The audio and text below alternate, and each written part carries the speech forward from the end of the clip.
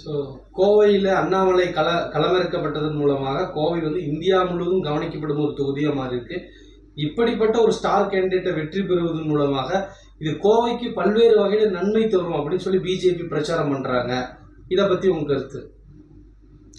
நன்மை தரலாம், பட் ஏன் இத்தனை நாள் இவர் பண்ணலை அப்படிங்கிறது ஏன் யாரும் சிந்திக்க மாட்டேங்கிறீங்க?